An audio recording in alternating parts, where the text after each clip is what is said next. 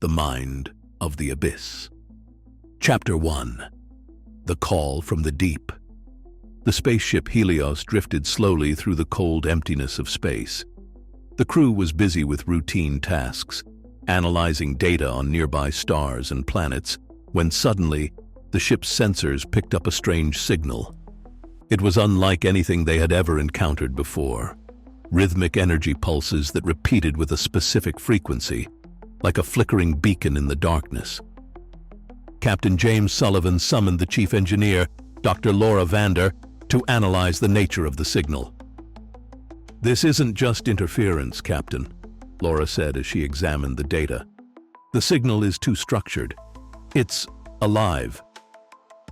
"What do you mean?"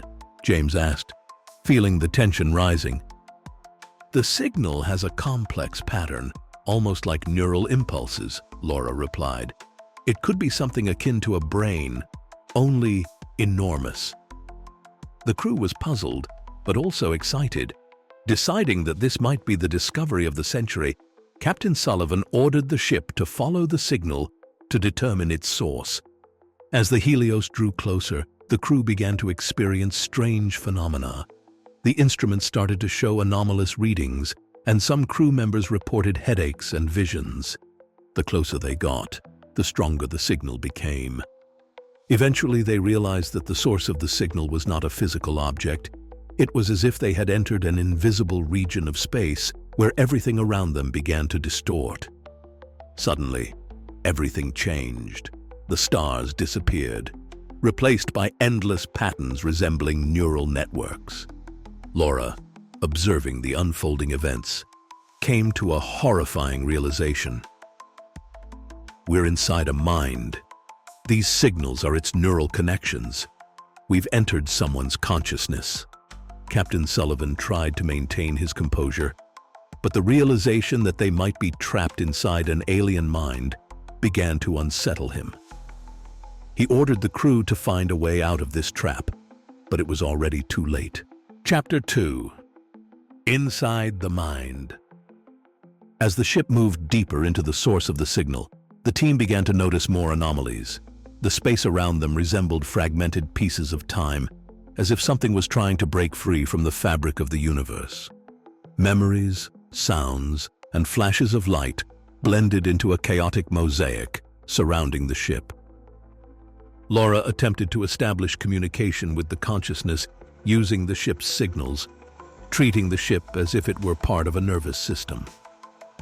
She received a response, but it was not what she expected. At first, it was simple images, then entire scenes and memories that invaded their minds. "It's trying to understand us," Laura said, linking herself to the ship's systems. "But the problem is, this mind is not human. It could destroy us while trying to study us." The situation became increasingly dangerous. The mind they had entered was not hostile, but its attempts to interact with them could prove fatal.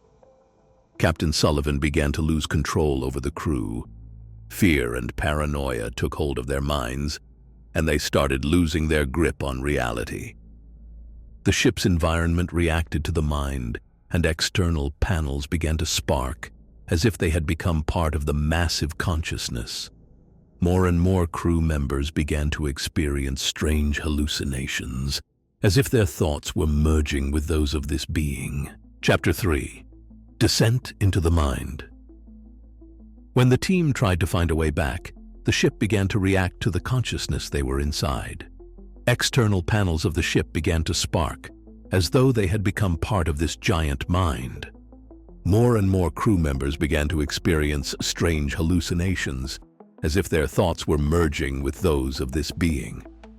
Dr. Laura Vander attempted to communicate with the mind using the ship's signals, sending pulses as if the ship were part of a nervous system. She managed to get a response, but it was not what she expected. At first, there were simple images, then entire scenes and memories that began to flood their consciousness. "It's trying to understand us," Laura realized, her voice trembling. "But this mind is not human. It could destroy us in its attempt to comprehend." The situation grew increasingly dire. The mind wasn't malevolent, but its attempts to interact with them were overwhelming. Captain Sullivan struggled to maintain order as fear and paranoia seeped into the crew, blurring the line between reality and illusion. The team's surroundings became more abstract and surreal, with fragments of memories and thoughts from both the crew and the alien consciousness blending into a single, chaotic landscape. The ship was engulfed in a swirling vortex of energy, colors, and shapes, symbolizing their deepening immersion into the mind. Chapter 4. Confrontation with the Self. As the crew delved deeper into the consciousness, they began to confront their darkest fears and regrets.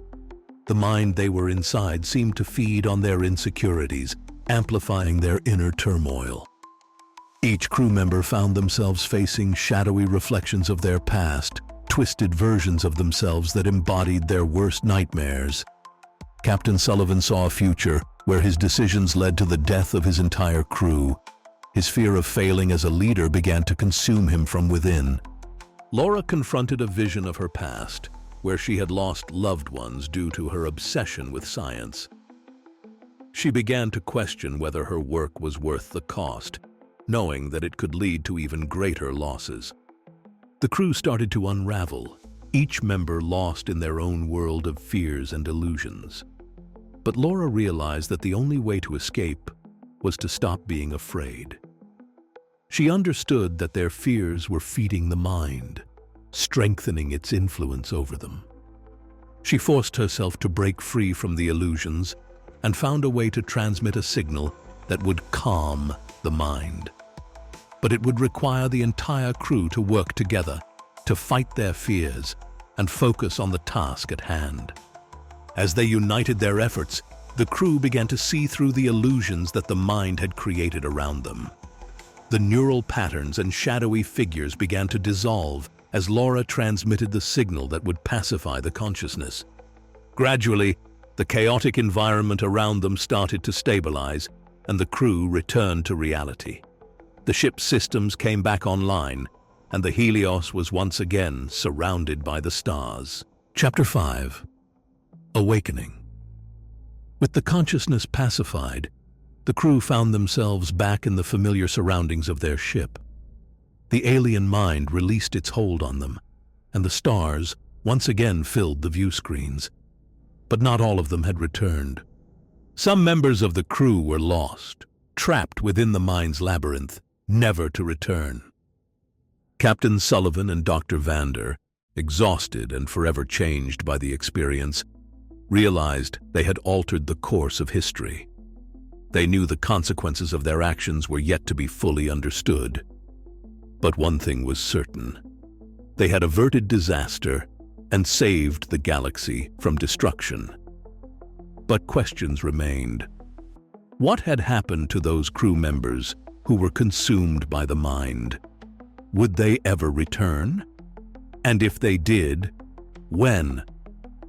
With a mixture of relief and sorrow, the crew of the Helios set course for home, knowing they had encountered something beyond comprehension. They had survived by facing their deepest fears, but each of them knew they would never be the same again. The end. If you enjoyed this video, please subscribe to our channel and don't forget to hit the like button. Thank you for your attention.